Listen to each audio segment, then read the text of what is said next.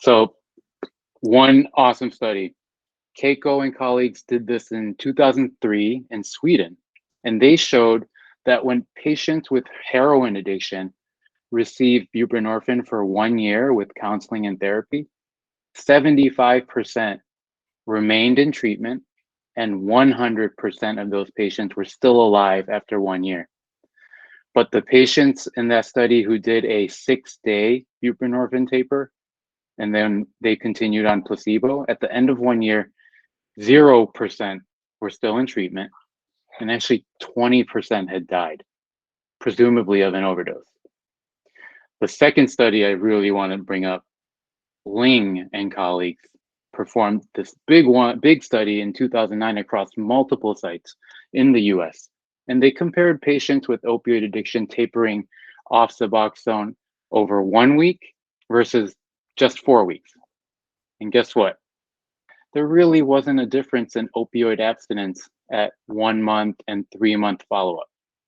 The takeaway there is that even after tapering 3 months later, nearly 90% of patients return to opioid use after just 1 to 4 weeks of Suboxone treatment.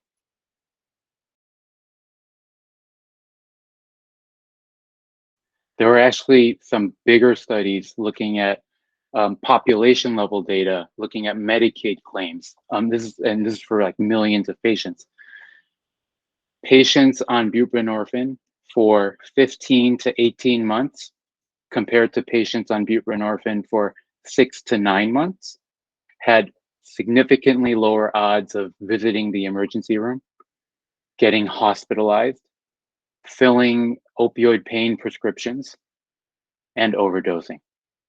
In the state of Pennsylvania, patients who were maintained on buprenorphine for 1 year had a lower risk of hospitalization, of visiting the emergency room compared to those who stopped buprenorphine after just 3 to 5 months.